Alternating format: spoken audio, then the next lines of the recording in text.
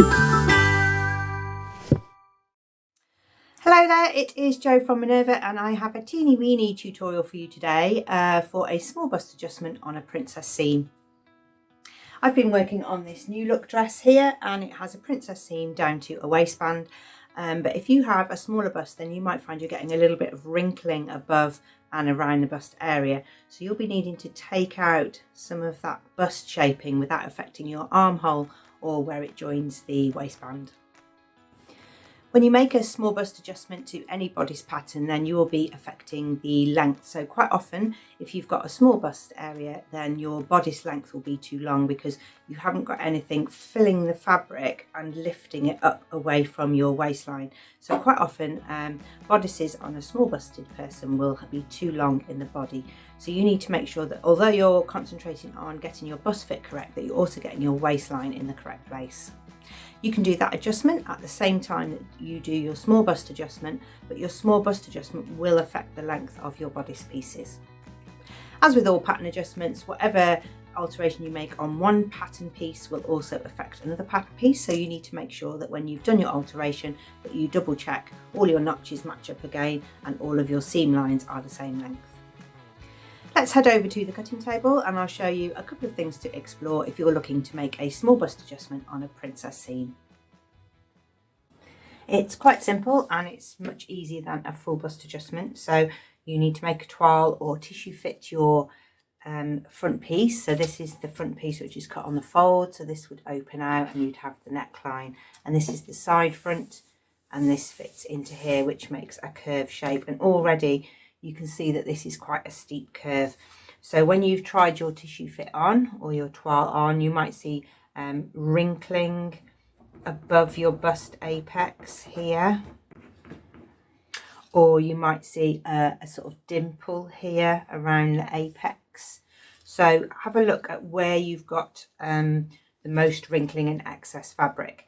You need to make a point of where your bust apex is, because that is where we're going to take a slice out of the pattern pieces. So let's work on the side front piece first. So there's a couple of ways you can do it. You can line up the grain line with your gridded paper, or make sure it's parallel to the edge of the table. And you can take a parallel line through the apex to the side seam and pinch out how much you need. You can cut that like a slash and spread if you like, but you're going to take that out and then you'll need to true up the seam, and you'll need to be truing up this seam by taking off this little bit of excess. So don't grade this onto here because you'll just end up adding more. And then you're going to do the same to the side front. So you're going to line that up so that the fold line is parallel. Take a line through your bust apex and create the same fold. It's going to be unique to your body shape. So if your apex is in the right place, don't move it. You can take your line above your bust if you're getting wrinkling above your bust. This will also take out some length of the body. So if your bust isn't filling your body front and your waistline is always too low, this will take out some of your waistline. If you need to take a bit more out because of the waistline, you will take that out down here.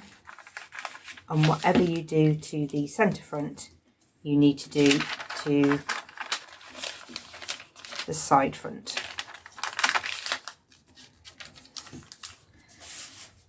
I've made this in stiff paper, but if you have Swedish tracing paper, you can pin that together with dressmaking pins and try it on and check, have you got your seam allowance at the bottom? Does it meet your waist? You grade the seams out. You can see whether you've got your fullness in the right place, whether you've eliminated any wrinkling. It's harder with paper to see if you eliminated wrinkling. It is easier if you cut out of some unwanted fabric. Depending on where you need to take the fullness out, you can also try a line from the apex to the side seam. It's got to go at a downward angle, and you can cut to the seam allowance and then make a little hinge. So you've got a snip in the seam allowance, the seam line's intact, and then you can move this around and make a dart, so that would take some fullness out of the sides. If you're getting lots of excess wrinkling on your side front, you can move that down.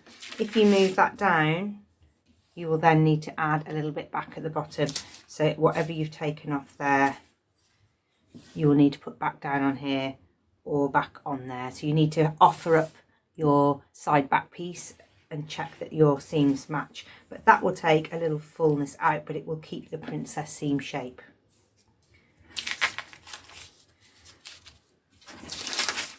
That won't affect attaching to the centre front. It will just make the side front less wrinkly. So if you've used the seam allowance and you've got enough manoeuvring in the seam allowance to take it from a B cup down to just below a B cup, you can do this as well, and that might work. Or you might need to do the full take out of a full line of fullness from the bust.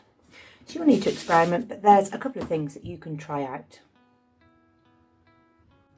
Most patterns are drafted for a B cup, so if you know you always have this issue, taking the time to make a princess seam toile will pay you back in the long run, because whenever you pick up any other pattern with a princess seam, you can always refer back to your fabric piece, try it on again and see if anything's changed or you need to adjust your pattern further.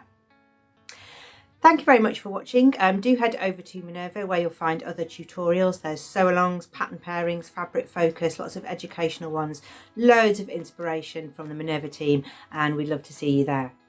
We would like to see what you've been making too, so do make an account with us and share your makes at Minerva. Thank you very much for watching. See you again soon.